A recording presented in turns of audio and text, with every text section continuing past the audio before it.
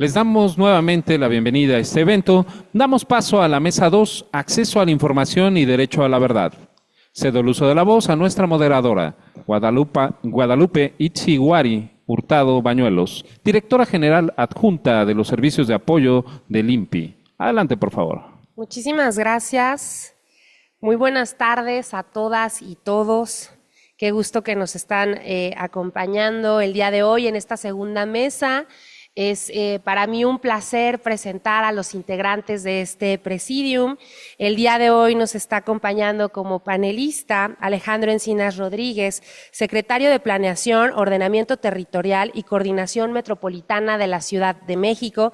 Está con nosotros también Irving Espinosa Betanzo, hoy magistrado de la sección especializada en materia de responsabilidades administrativas de la Sala Superior del Tribunal de Justicia Administrativa de la Ciudad de México y próximamente ministro de la Suprema Corte de Justicia de la Nación. Y nos acompaña también Julio César Bonilla Gutiérrez, comisionado ciudadano del Info de la Ciudad de México. Muchísimas gracias.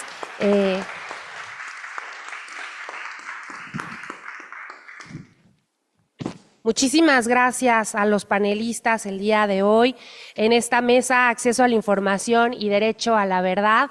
Es un tema por demás interesante, es un tema que tiene mucho de qué hablar. Podríamos estar aquí horas y además con los panelistas que el día de hoy nos están acompañando. Creo que va a ser un muy buen ejercicio, muy interesante, precisamente por este tópico del derecho a la verdad y el piso, que es el acceso a la información. Un poco comentarles cómo va a ser la dinámica. Tendremos dos intervenciones. La primera de ellas va a tener 10 minutos de participación, si no mal recuerdo y tengo el dato, y daremos inicio entonces con esta mesa, con este panel. Aquí ya se me... Y pues le cedo el uso de la voz a Alejandro Encinas Rodríguez. Secretario, por favor, lo escuchamos. Bien, pues muchas gracias. Muy buenas tardes tengan todas y todos ustedes. En primer lugar, agradecer la invitación a participar en este panel y estar acompañados además de estas magníficas compañeras y compañeros. Agradecerle a Guadalupe que lo está acompañando, a Julio César Bonilla, que nos conocemos tiempo atrás, y en particular a Irving Espinosa, que le deseo el mayor de los éxitos en el nuevo cargo que va a desempeñar a partir del mes de septiembre, en donde esperamos un cambio muy profundo en la impartición de justicia en nuestro país. Tienen un reto enorme y uno de esos grandes retos es garantizar el derecho a la información y al acceso a la verdad, que es de los temas más acuciantes que en los últimos años hemos enfrentado en el país. Y qué bueno que hacemos este foro aquí, en la Casa de la Memoria y la Verdad, que es ya el Archivo General de la Nación. No reconocer que el trabajo que ha hecho Carlos Abreu en los últimos 8 años ha transformado de manera muy profunda no solamente la administración, la sistematización de todo el archivo documental, sino que ha desempolvado mucha de la información que durante muchos años estuvimos trabajando para que se diera a conocer. Pongo un solo ejemplo, el que vivimos en la Comisión de Acceso a la Verdad para el Esclarecimiento de los Hechos Históricos que se registraron entre 1965 y 1990, donde sistematizaron ya cerca de 5 millones de fichas de la Dirección Federal de Seguridad, en donde se da cuenta de cómo funcionaba la Brigada Blanca, cómo se establecieron los programas de contrainsurgencia, no solamente contra la oposición y la disidencia política, sino contra las minorías, a grupos de campesinos, a gente de trabajadores de la cultura, del arte, a la gente de la población de la diversidad, que fueron todos perseguidos en esa época, los de los vuelos de la muerte desde la base militar allá en pie de la cuesta, y la verdad es que vale mucho la pena conocer esta información que ahora me comentaba el director del Archivo General de la Nación, que está ya con todo el acceso en la propia página del archivo.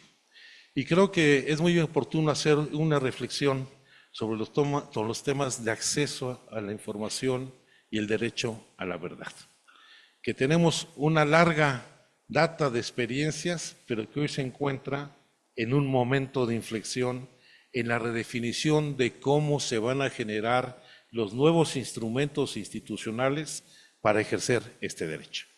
No es una discusión nueva, viene desde el siglo XIX con los reglamentos respecto a la libertad de prensa y libertad de expresión, viene de 1977 con la reforma del artículo 6º constitucional que establece el derecho a la información. Vimos los primeros instrumentos de instituciones de acceso a la información en el 2000 y vivimos, tanto a nivel federal como en los estados, un proceso muy intenso de crear instituciones públicas del Estado que deben garantizar este derecho humano a toda la población. Hemos visto lamentablemente cómo muchos de los proyectos que iniciamos, primero con lo que terminó con el INAI, que yo creo que fue una reforma constitucional que lo dotó de autonomía y de instrumentos eficaces para ejercer el derecho, cómo lamentablemente se distorsionó su funcionamiento, no por el diseño institucional, sino por la forma en que se ejecutaban y tomaron sus decisiones. Un punto de partida que creo que fue equivocado fue concebirse como un organismo ciudadano ajeno a las responsabilidades del Estado, cuando en realidad no eran consejeros ciudadanos. Y eso lo tenemos que cambiar en la ley de la ciudad. Son consejeros que representan a la sociedad, pero son servidores públicos que deben garantizar una responsabilidad del Estado. Esta discusión la tuvimos aquí en el gobierno de la ciudad cuando se hizo la primera ley de acceso a la información en la Ciudad de México, donde se formó un consejo, el CONSI, que estaba integrado por medio mundo. Participaban los sujetos obligados. Había un comisionado presidente, había representantes de la sociedad definidos por el Congreso, pero ahí estábamos, la Comisión de Derechos Humanos de la ciudad, la Asamblea Legislativa de la Ciudad de México, el gobierno de la Ciudad de México, estábamos los sujetos obligados. Y eso generaba evidentemente una contradicción que afortunadamente en el 2006 nos llevó a la reforma que creó el Instituto de Acceso a la Información de la Ciudad de México. Porque comprendimos en ese momento que no es posible que la autoridad fuera juez y parte, los sujetos obligados, quienes tendrían que rendir la información porque había un conflicto de interés, sin lugar a dudas. Y luego vinieron las nuevas reformas constitucionales. En el 2012 se presentaron las iniciativas en el Senado de la República por todas las bancadas. Vino una nueva ley de archivos que tuvo avances muy importantes, donde se estableció, por ejemplo, que no había posibilidad de reservar ninguna información que estuviera vinculada a violaciones graves a los derechos humanos. Y eso creo que ha sido un aspecto fundamental de la nueva legislación que abrió pauta para tener acceso a mucha de la información pública que durante años estuvo restringida, estuvo escondida y que obligó a la autoridad a desempolvar los archivos. Y entender, creo que es otro de los avances, que los archivos no son bodegas de confinamiento de documentos, sino que los archivos son la memoria histórica, colectiva, social de un país y de los distintos momentos históricos que ha vivido. Y creo que ese es hoy el reto, cuando ha desaparecido el INAI, cuando se ha fortalecido el Archivo General de la Nación, cuando tenemos organismos de acceso a información en todas las entidades e incluso en todos los municipios y todas las instancias de gobierno, y ahora que la Secretaría Anticorrupción y Buen Gobierno está en el rediseño de todo lo que serán los mecanismos de acceso a la información, hay que tenerlo en el radar presente para que se cumplan estos principios fundamentales. El principio de la obligación de todos los entes públicos o entes privados que administren, reciban o utilicen recursos públicos a ser sujetos obligados del acceso a la información. Creo que es un momento oportuno para hacer esta discusión. Agradezco esta invitación y espero que esto nos ayude a dar pauta al debate que se avecina. Muchas gracias. Muchísimas gracias. Creo que en la segunda intervención haremos las reflexiones, pero me quedo con una frase que usted acaba de decir, que los documentos no son documentos empolvados en bodegas, son memoria, ¿no? Y creo que eso es lo importante y parte del reconocimiento. Ahora voy a ceder el uso de la voz al magistrado Irving Espinosa Betanzo. Muchas gracias, magistrado.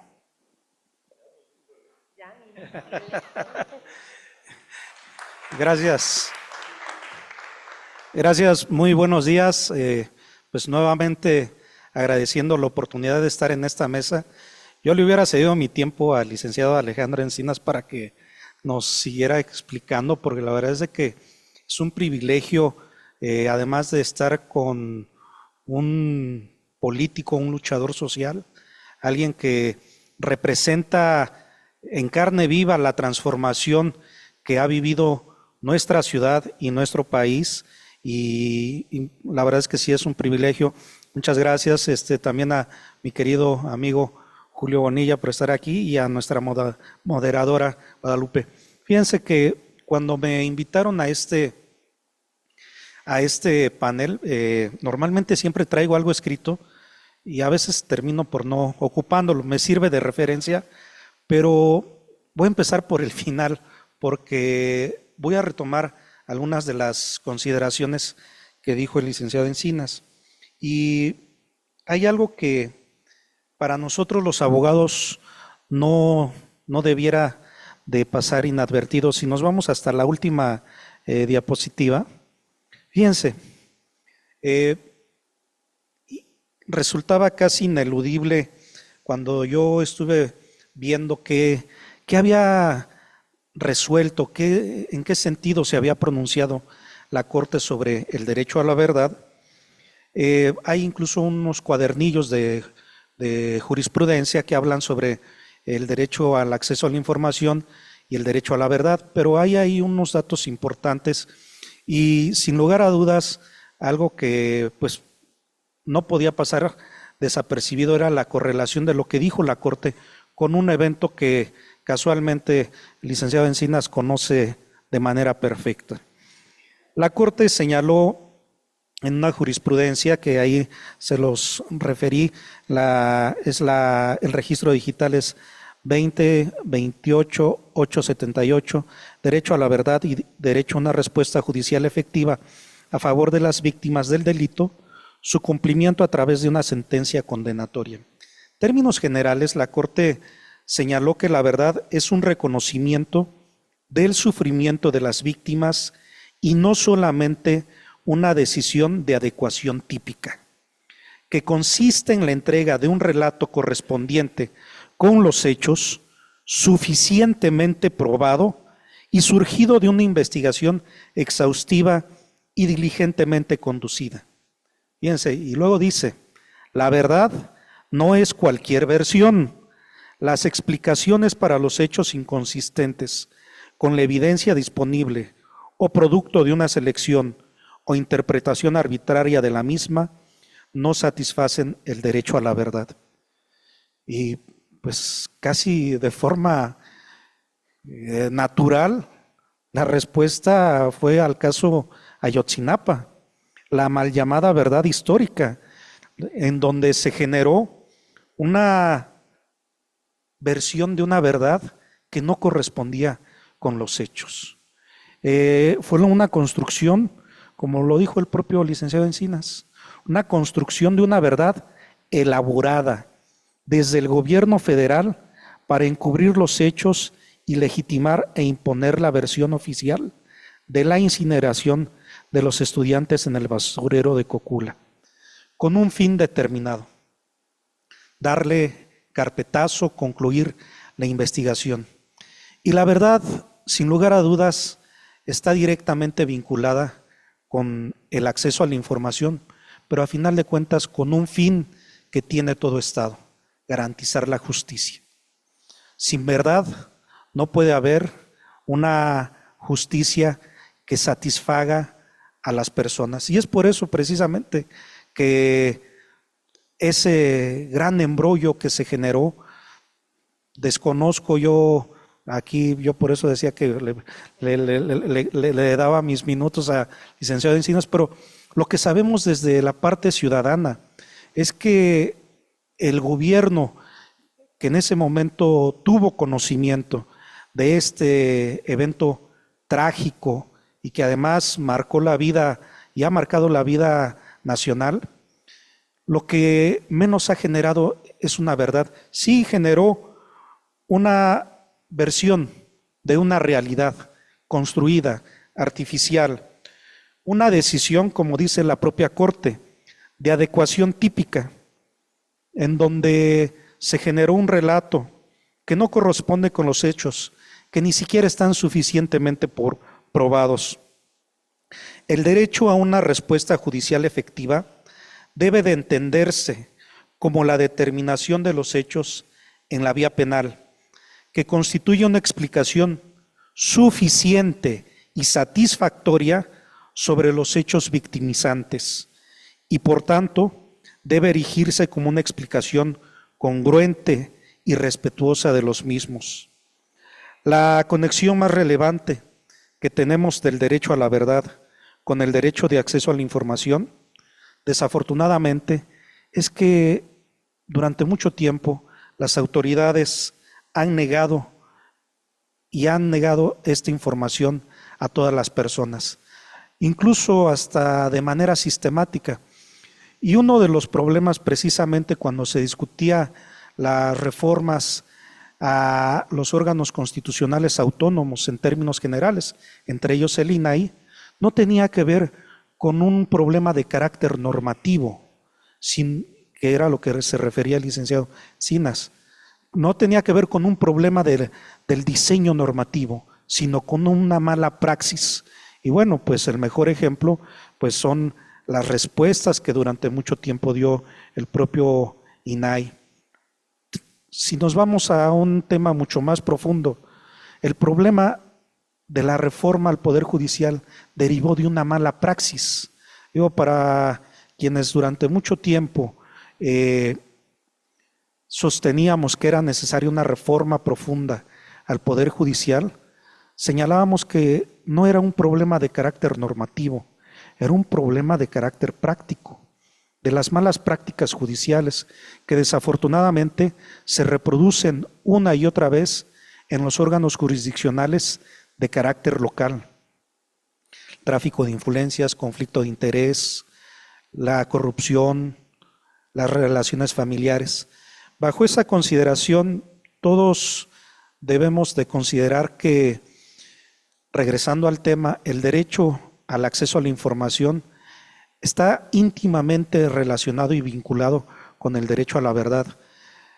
Conocer qué es lo que hacen los entes públicos con los recursos públicos es indispensable. También es necesario que los sujetos de derecho privado que reciben y ejercen recursos públicos rindan cuentas, también es necesario, porque estos recursos públicos, sin lugar a dudas, están destinados para un fin determinado. En este sentido, pues yo sí quisiera generar una reflexión porque, sin lugar a dudas, el reto que tenemos como sociedad todavía está pendiente y es importante. Este reto que tiene que ver con el derecho al acceso a la información y el derecho a la verdad se ve traducido en reformas, pero también tiene que impactar en la vida para mejorar la vida de las personas. Yo les pongo un ejemplo. ¿Cuántas personas que carecen de un defensor particular, de un defensor privado, tienen que acceder a un defensor público. Y este defensor público en ocasiones difícilmente logra obtener la información que es necesaria para garantizar una defensa adecuada de un imputado, hablando de casos de tema penal. Pero no hablemos solamente de eso, también hablemos, por ejemplo, cuando en ocasiones nosotros mismos necesitamos, en el caso de robo de identidad, requerimos la información a una institución bancaria, no siempre es la atención adecuada. Tenemos que llegar a la Comisión Nacional de Seguros y Fianzas, a la Comisión Nacional Bancaria y de Valores, para obtener la información y poder acreditar que quien utilizó nuestro nombre, nuestros datos personales, no fuimos directamente nosotros. Sin lugar a dudas, el tema del derecho a la verdad y el acceso a la información están íntimamente vinculados con un fin que es el fin de todo el Estado, que es garantizar la justicia. Yo, bajo esa consideración, considero que estamos haciendo los esfuerzos necesarios, hay temas pendientes, pero que sin lugar a dudas, pues también quienes pueden ayudar mucho son las academias, las organizaciones de la sociedad social, pero también hay que decirlo, implica un compromiso de las y los servidores públicos, un compromiso de carácter no solamente normativo, sino también de carácter ético, un compromiso con la verdad, porque hablar con la verdad implica decir tal cual lo que es. Decía hace yo unos minutos, cuando habla Habermas sobre su teoría de la acción comunicativa, hay que hablar con verdad y con veracidad. No solamente tiene uno que decir la realidad que corresponda con los hechos, sino también hay que creerlo para que tengamos una comunicación eficiente. Solamente de esa manera vamos a poder disminuir estas grandes violaciones a derechos humanos, pero sobre todo vamos a poder conocer la realidad de los hechos y recuperarlo y guardarlo en nuestra memoria para que no se repitan hechos que de alguna manera puedan considerarse violaciones graves a derechos humanos. Muchas gracias. Ya no me pusieron el... Ya no lo pusimos porque usted puede hablar lo que quiera, magistrado. Y por último, para cerrar con broche de oro esta primera parte de las intervenciones, le voy a ceder el uso de la voz a Julio César Bonilla Gutiérrez. Por favor, comisionado. Muchas gracias, querida Itzi. Muy buenas tardes a todas y todos los que están aquí en este hermoso recinto y que nos siguen a través de la red digital. Es para nosotros un verdadero honor, en efecto, tener en esta mesa, en este foro, a dos grandes personajes de la vida pública de este país.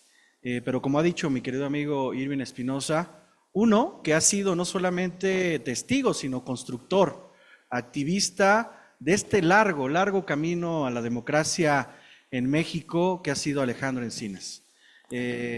Ustedes y yo lo conocemos, ¿no? Yo crecí en la lucha estudiantil cuando Irving y yo estábamos en la Facultad de Derecho, cuando ya les conté que habíamos participado en el movimiento estudiantil del 99, luchamos por la educación pública y gratuita en ese entonces, y ya Alejandro Encinas era una figura consumada de la izquierda en este país, a quien le debemos en gran medida justamente una serie de construcciones institucionales, y yo diría constitucionales también, que nos han permitido que la democracia en México florezca, y lo digo de todo corazón, porque ya nos citó su andar, por no citar otros momentos, que son muchos, en de la Ciudad de México particularmente, a él le correspondió la creación del Instituto del InfoCDMX, en ese momento InfoDF, porque antes existía el famoso CONCI, que ya citó nuestro querido Alejandro,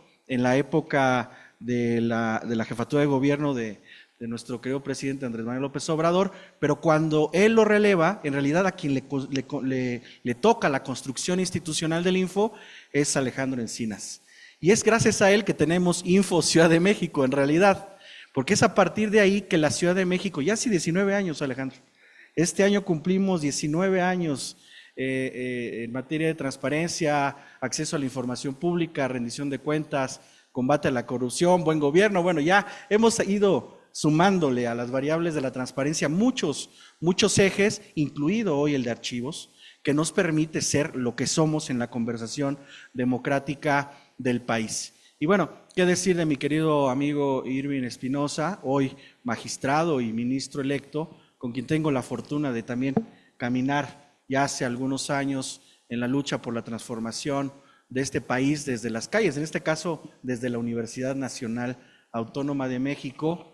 Y justamente cuando pensamos en este foro, ustedes recordarán que el primer encuentro que tuvimos fue en 2019, antes de la pandemia, también lo tuvimos en esta sede, que además es maravillosa, emblemática, con un contexto histórico, político, cultural muy fuerte. Lo decíamos en la inauguración, Alejandro.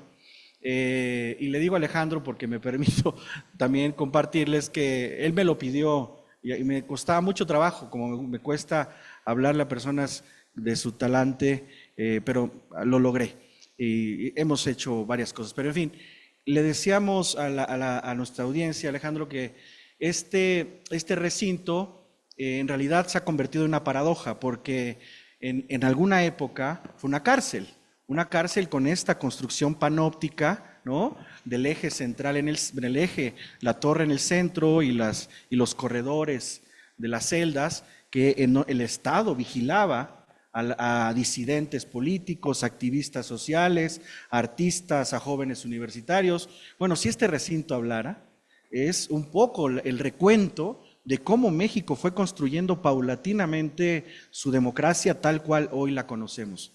Y digo que es una paradoja porque hoy es a través de los archivos que la gente es la que ve, observa y cuestiona al Estado. No podemos tener transparencia, no podemos tener acceso a la información pública, no podemos tener rendición de cuentas si no tenemos archivos. Es imposible acceder a la verdad histórica, a nuestra memoria, incluso al combate a la corrupción, si no tenemos estos elementos centrales que forman parte del paisaje constitucional y democrático del siglo XXI. También le quiero desear el mayor de los éxitos al magistrado Irving Espinosa en esta, que es una reingeniería total del Poder Judicial Federal. A él, al igual que a sus pares, le tocará enfrentar una primera etapa de transformación institucional del Poder Judicial muy necesaria para el país y que justamente se va a someter a prueba durante los próximos años, y que sé que con el talento y la capacidad, pero también con el compromiso democrático que tienen, lo van a lograr. Mucho éxito, querido magistrado, hoy ministro electo. Así que este momento que nos sirva para ratificar que cada expediente, cada oficio, cada documento es una huella del pasado que permite reconstruir procesos, decisiones y responsabilidades, que nos permite también reconstruir la propia vida social, cultural, conmemorarla y responsabilizar de ella justamente a quien lo ha hecho bien, pero también cuestionar a quien lo ha hecho mal. El Archivo General de la Nación es un ejemplo emblemático de esta importantísima misión. Hace un rato saludamos a su director general, el doctor Ruiz Abreu, que además ha hecho un trabajo espléndido durante los últimos 8 años, con este reto que platicábamos ya hace algún tiempo de la entrada en vigor de la Ley General de Archivos, que en este momento también se va a someter a una revisión constitucional, y que, bueno, el Archivo General de la Ciudad de México, imaginen ustedes, como ya lo habrán escuchado, pues tiene documentos que datan desde el siglo XV hasta el siglo XXI. Entonces, imagínense la carga que tienen para conservarlos, para administrarlos y para hacer que vivan. Los documentos nos permiten entender quiénes fuimos, qué hicimos, qué omitimos, pero además nos hace comprometernos con nuestra historia, a no olvidar nunca esto y utilizar este pasado para no cometer los mismos errores, que nos sirva de brújula. Eso es lo que da materia al derecho a la verdad y a la memoria. Nos debe quedar claro que sin los archivos no hay historia objetiva, sino versiones fragmentadas y manipuladas, como las que muchas veces nos quisieron imponer en este país. Los archivos nos permiten resguardar a la historia, pero en su verdad más íntima, como registros fieles, los cuales, si bien se envuelven en un contexto específico y sujetos a interpretaciones, dan muestra de un contenido completamente objetivo, Son continentes de palabras, de acciones, de hechos, de nuestra propia narrativa como república. Son instrumentos de rendición de cuentas, de apertura, que nos permiten verificar hechos, actos de autoridad y decisiones políticas. Son vehículos de justicia, permiten documentar violaciones graves a derechos humanos como torturas, persecuciones, desapariciones o represiones políticas. El derecho a la verdad exige acceso a la información cierta, completa, verificable, útil a la gente. Podríamos decir que la transparencia buena también se convierte en eso con los archivos debidamente administrados. En México, este derecho ha evolucionado, como se ha señalado aquí, de estar limitado a víctimas de violaciones graves, hoy reconocido como un derecho colectivo. Como dijimos, hoy se proyecta en idea de justicia. Sin archivos accesibles, el derecho a la verdad se volvería inoperante. Por todo esto, es preciso que las leyes, la Constitución y nuestras instituciones se reformulen, se reinventen, se reivindiquen y que brinden justicia y que también protección a las víctimas. La Ley General de Archivos establece principios como máxima apertura, enfoque en los derechos humanos, preservación histórica. Esta ley es amplísima y es todo un reto para el Estado mexicano, y hay que decirlo, han avanzado y avanzado bien en esta materia en temas de conservación, integridad, preservación y naturalmente rendición de cuentas. Hay muchos temas que en nuestro México contemporáneo forman parte de la revisión histórica y de nuestra reformulación como sociedad. Y digo en México contemporáneo porque podríamos citar más, pero partamos de México 68, después México 71, las reformas constitucionales del 77 en México, la gran lucha por la transformación y la apertura institucional. Alejandro Encinas fue, sin mal no recuerdo, uno de los primeros diputados de la oposición en el Congreso Federal Mexicano, ¿no? En los tiempos de las reformas constitucionales y la apertura, la elección de 1988, la elección en México, en la capital del país del 97, en fin, la elección del 2000 de la transición, de 2006. México es esto, es memoria, es historia, pero no podríamos contarla sin los archivos y no podríamos contarla sin el acceso a la información. Por eso hoy que la vida y las instituciones nos brinden esta gran oportunidad de tender a estos dos grandes actores de la vida pública del país, nos llena de mucho orgullo y de mucha satisfacción al Info Ciudad de México. Muchas gracias por estar con nosotros. Muchas gracias, comisionado. Y sí, justo como lo acabas de decir, amigo, estas dos grandes instituciones que nos acompañan, yo le sumaría una tercera, que eres tú. Y si me permiten, a manera de conclusión de las exposiciones que nos han dado en este momento, creo que aquí es bien importante resaltar lo que está pasando. Y es que creo que tenemos en materia de protección a derechos, pero en materia de lucha de este derecho humano a la verdad, que si me permiten es una derivación del derecho a la dignidad humana, del derecho que tenemos todas y todos a una vida libre de corrupción, a una vida libre de violencia, de injusticia, en esta versión muy romántica, pero que creo que se desprende de nuestro texto constitucional y de quienes lo han hecho, el derecho que tenemos todas y todos a vivir sanos y felices, ¿no? Y creo que aquí este día tenemos, si me permiten decirlo de esta manera, tenemos del lado del secretario toda la parte de la construcción de la lucha, si me permite decirlo con todo el respeto del mundo, de la base, de la estructura, ¿no? Del templete, como dirían los zapatistas. Y tenemos del lado del comisionado Julio César lo que está pasando el día de hoy. Es decir, cómo se están ejerciendo estos derechos que a través de las luchas, porque recordemos que los derechos no son dádivas del Estado, vienen a través de luchas, de todo lo que ha pasado a través de personas como el secretario que ha abierto la brecha para los que vamos y las que vamos detrás en este camino de lucha y de reivindicación de derechos. Y en zapatos del comisionado, si me permiten decirlo de esta manera, está él hoy, cómo se están ejerciendo los derechos y cómo es que a través del acceso a la información se pueden allegar la ciudadanía en general de estas herramientas para poder seguir luchando para que podamos tener este ideal de justicia. Y de este lado, con el hoy ministro electo, tenemos el futuro.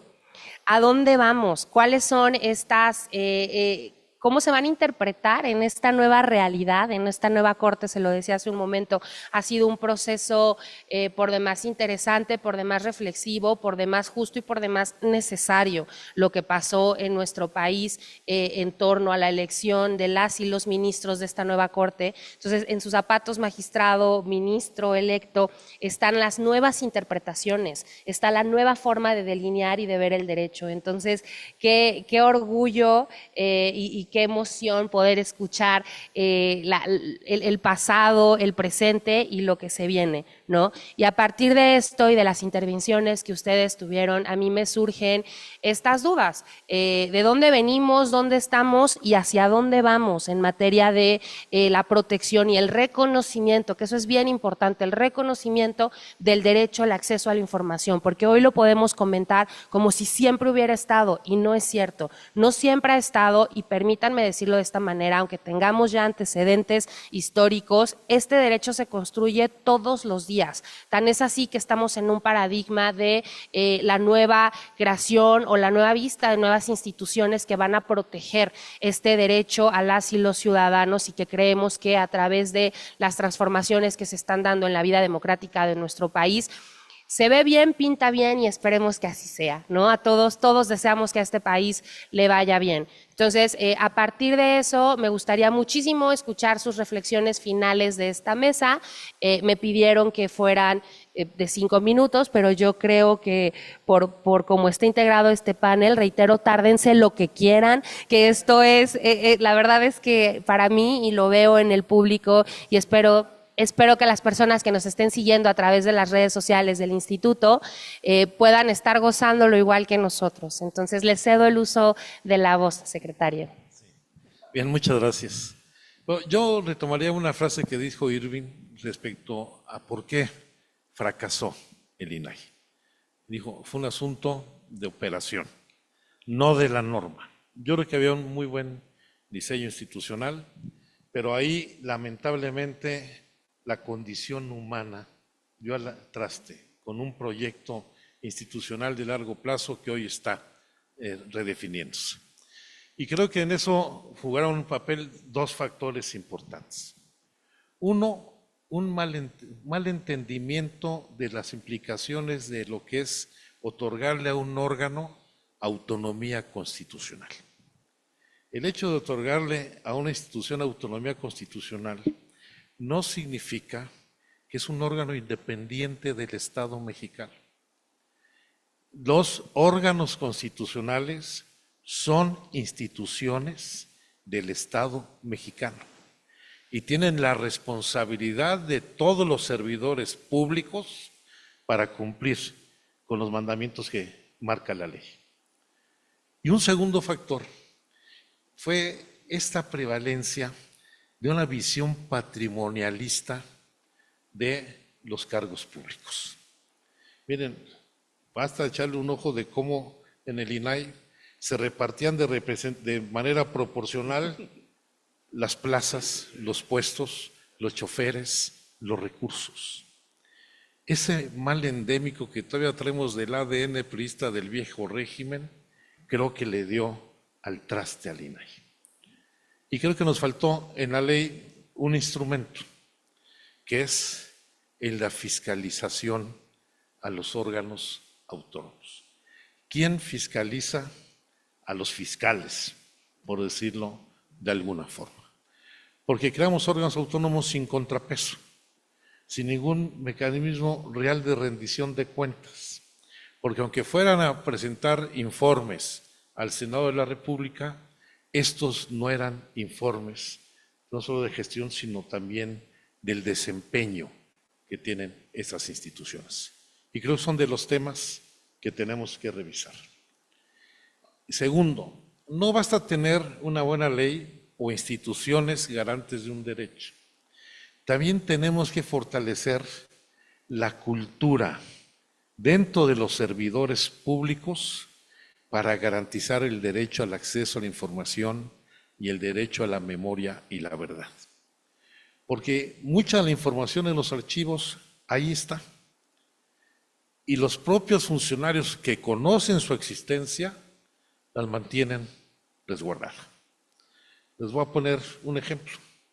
Cuando yo era secretario de gobierno en la Ciudad de México con el gobierno de Andrés Manuel, entonces jefe de gobierno, yo tuve la oportunidad de acceder a revisar las nóminas del metro de los años 70 y encontramos ahí cómo desde el metro se pagó la nómina de los halcones que reprimieron el 10 de junio.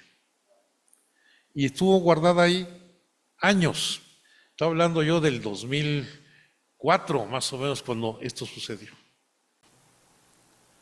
O por ejemplo, cuando nos metimos a revisar en la sede de gobierno, en aquel entonces estaban adscritos los centros de reclusión de la ciudad. Y nos metimos a revisar los archivos de la cárcel de Santa Marta, Catitla. Que la verdad es que hay la información penitenciaria tiene un enorme potencial. No solamente encontramos todos los expedientes de los presos políticos del 68, los juicios que se llevaron a cabo y que, por supuesto, entregamos todo el archivo de Santa Marta, se lo entregamos al archivo histórico de la Ciudad de México, lo clasificaron, y la verdad es que solamente del análisis, no solamente de los presos políticos, sino de los presos emblemáticos por graves delitos, hay una enseñanza enorme de los problemas que vive una sociedad. Desde las poquianchis, de todos estos feminicidas, etcétera, que permite entender, estudiar la causa de estos fenómenos criminológicos que ahí estaban guardados y sin ninguna utilidad. Pongo un ejemplo. Cuando le abrimos la posibilidad a la doctora Ostrowski de hacer el análisis de la Mataviejitas y de su contexto, pudimos tener pues un análisis de una asesina serial que no habíamos tenido anteriormente en el país. Pongo ejemplos feos a veces, los ejemplos feos, pero ese es el gran valor que en todas las instituciones nosotros hemos ido encontrando y que pueden ayudar a hacer políticas públicas, pero también a construir una memoria colectiva. Y les puedo ir poniendo en todos los lugares donde tengo la oportunidad de pasar. El caso de Ayotzinapa, efectivamente la información que nosotros obtuvimos, mucha de ella todavía no es pública porque forma parte del proceso judicial, pues obtuvo de fuentes de información que durante años mantuvieron cerrado toda la información vinculada con el caso en la Procuraduría General de la República, en la Secretaría de Gobernación, en la Secretaría de Seguridad Pública, en el Gobierno del Estado, en la Procuraduría del Estado, en la Policía Federal Preventiva, que han ayudado a ir esclareciendo estos hechos. Por eso necesitamos también una cultura de defensa de los derechos humanos, de garantía y de rendición de cuentas en los servidores, las servidoras públicas de nuestro país. Y eso es un trabajo de construcción institucional, pero también de exigencia de la sociedad. Esta frase que ponía en su presentación Irving, de cómo la verdad tiene que estar asociada a representar, rescatar el dolor de las víctimas, que tiene que ser respetado, va abriendo espacios de verdad importantes. Uno de los éxitos poco conocidos de la Comisión de la Verdad en torno a la Guerra Sucia fue cuando se abrió una amplia consulta participativa en Guerrero, en Sinaloa, en Jalisco, en Morelos, en la Ciudad de México, donde tuvimos la oportunidad de conocer testimonios de las víctimas o de los familiares. Y por ejemplo, nos permitió hallar 5 cuerpos de personas desaparecidas en los años 60 en Ajuchitlán del Progreso, lo cual demostró cómo es posible encontrar a personas desaparecidas 50 años después, que no es menor. Y esto fue resultado de un proceso de construcción institucional con la participación de los familiares, de las víctimas, porque quien nos dio la ubicación de ese lugar fueron los familiares que fueron testigos de cómo elementos del ejército los sustrajeron de su casa y los ajusticiaron. Ese es un tema también de cultura política, de una cultura democrática. Hoy están más preocupados los políticos por no tener problemas en las redes sociales, que no los critiquen, ¿no?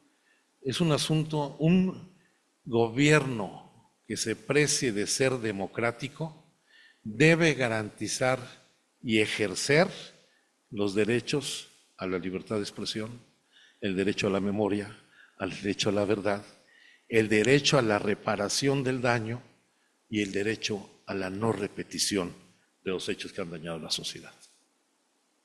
Muchas gracias.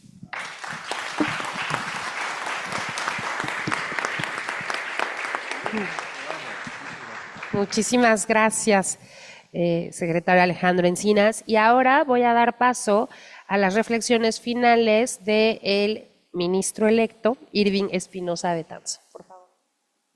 Sí. Fíjense que siguiendo la tónica de nuestro secretario, del licenciado Encinas, yo les quiero comentar que parte de, efectivamente, de un gobierno democrático es cumplir algunos principios básicos. Por ejemplo, yo retomo mucho la Constitución Política de la Ciudad de México, porque sin lugar a dudas fue durante mucho tiempo nosotros ciudadanos de la Ciudad de México no tuvimos una Constitución, teníamos un estatuto de gobierno, tuvimos en algún momento un reglamento ley orgánica del Departamento del Distrito Federal, un estatuto de gobierno del Distrito Federal que eran elaborados por el Congreso de la Unión. Es hasta, pues digo, ¿qué les voy a decir? Pues aquí fue el presidente del constituyente del 2017, licenciado Encinas, pero nuestra Constitución señala, la Constitución Política de la Ciudad de México señala como principios de la democracia y particularmente el derecho a la buena administración. Pero dentro del derecho a la buena administración se establece como obligación de las autoridades el permitir acceder el derecho de los ciudadanos a sus expedientes. Esto pareciera algo normal y natural, pero la verdad es que no es cierto. Digo, quienes han tenido necesidad de solicitar su expediente al IMSS o al ISSSTE, su expediente clínico, pues no es tan sencillo, no es, oiga, soy Irving Espinosa, traigo mi credencial de lector, traigo mi tarjetón del ISSSTE, deme una copia de mi expediente clínico. No es tan sencillo que lo den. Y pareciera algo normal y ordinario, sin embargo, tan no lo es que en el caso de la Ciudad de México, como principios de una ciudad democrática, se estableció dentro del derecho a la buena administración el derecho de los ciudadanos y la obligación de las autoridades a garantizar el acceso a los expedientes y a los expedientes en principio personales. Y fíjense, esto lo voy a hilar con un dato. Me tocó trabajar algunos meses en la entonces Procuraduría General de Justicia de la Ciudad de México, precisamente en el ínter en el que estaba transformándose de Procuraduría General de Justicia de la Ciudad de México a Fiscalía de la Ciudad de México, conocer inicialmente de un asunto que después derivó en un libro, que seguramente aquí la doctora Michelle, que es una amiga mía que está aquí en la mesa tal vez lo recordará y que se los voy a recomendar, y que deriva precisamente del derecho del acceso a la información. Se llama el libro El Invencible Verano de Liliana y relata precisamente un hecho en el cual una estudiante de la UAM de arquitectura fue encontrada muerta en los 90s. El Ministerio Público realizó la investigación como si se tratara de cualquier otro homicidio, pero la familia estaba segura y certera de que quien había matado a Liliana había sido su novio. Y fue precisamente a través del acceso a la información, la oportunidad que tuvieron los familiares como víctimas directamente en este caso de Liliana, quienes tuvieron acceso a esta información que existía en la carpeta de investigación, en ese tiempo averiguación previa, quienes pudieron reconstruir la historia. Fue con la reconstrucción de la historia que lograron advertir que no había sido un homicidio cualquiera y tuvieron la oportunidad, con el apoyo de la entonces fiscal, la licenciada Ernestina Godoy Ramos, de reclasificar el delito y reclasificarlo como feminicidio. Y entonces la investigación tuvo otro curso, pero fue precisamente a través del acceso a la información, esa información que ahí estaba, que claro que había sido advertida, pero con otros ojos, con otra mirada, no con la perspectiva de género, la que permitió que con posterioridad se reclasificara. Yo les recomiendo ese libro, es un libro sobre hechos reales, que los hechos ocurrieron en los 90s, pero la investigación que se retomó es de hace algunos años. Hasta donde sé, desafortunadamente sigue prófugo pues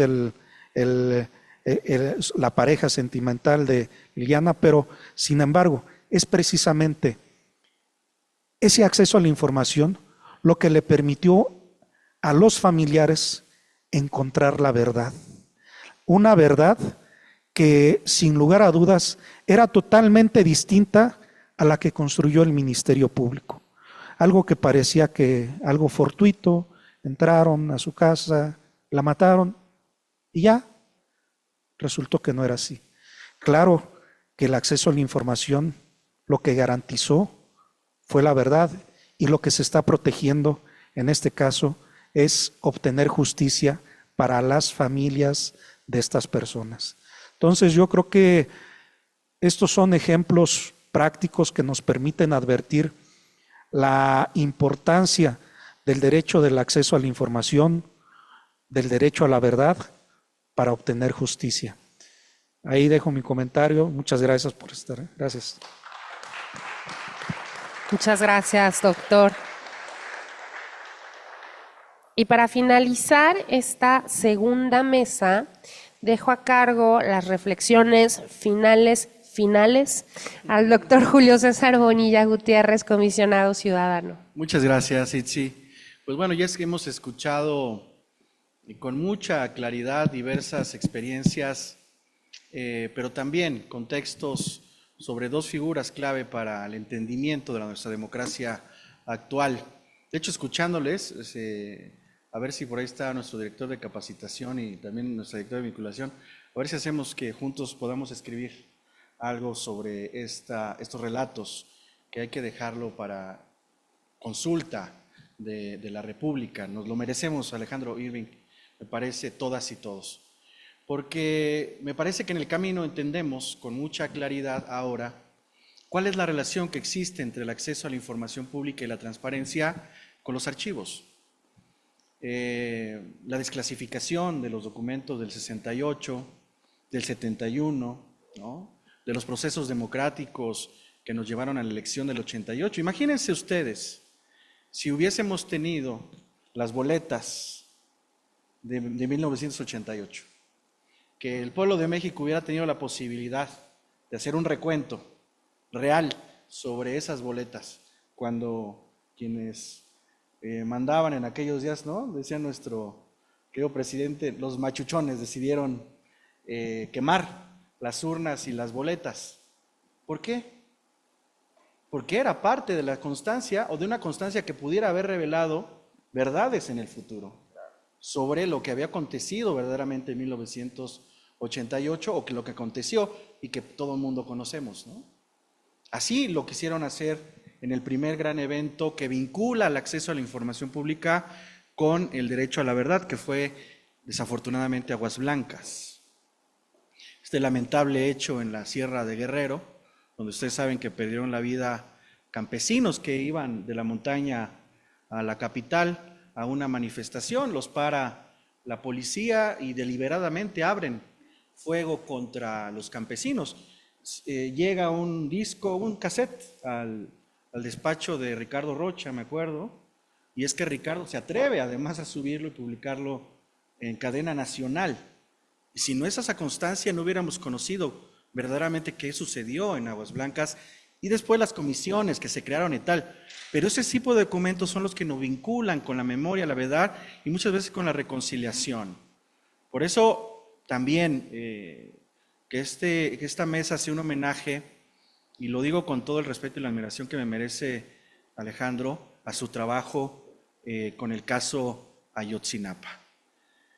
Un trabajo que ha dejado huella, que ameritó mucho valor, que ameritó muchos principios y convicciones democráticas para hacer lo que hizo, y me permitiría pedirles un aplauso para el licenciado por su trabajo con el caso Ayotzinapa.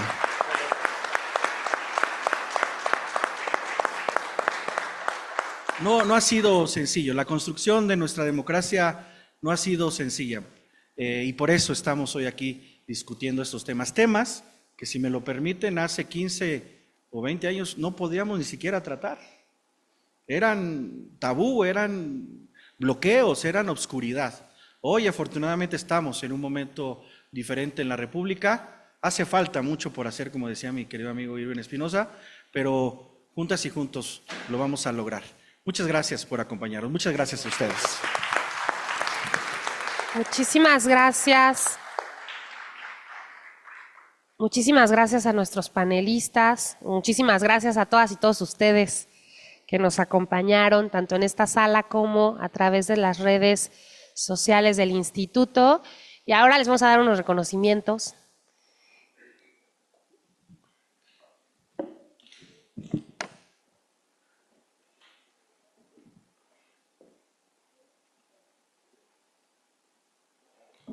Entregamos reconocimiento a Alejandro Encinas Rodríguez, secretario de Planeación, Ordenamiento Territorial y Coordinación Metropolitana. Le entregamos reconocimiento a Irving Espinosa Betanzo, magistrado presidente de la sección especializada en materia de responsabilidades administrativas de la Sala Superior de Justicia Administrativa de la Ciudad de México. Y le entregamos reconocimiento al comisionado ciudadano Julio César Bonilla Gutiérrez. También le entregamos el reconocimiento a nuestra moderadora, Guadalupe Itziguari Hurtado Bañuelos.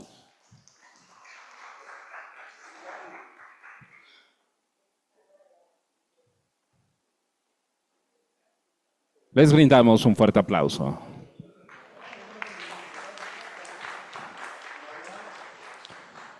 En un momento regresamos con la tercera mesa. Las y los invitamos a continuar en sus lugares para esta tercera mesa.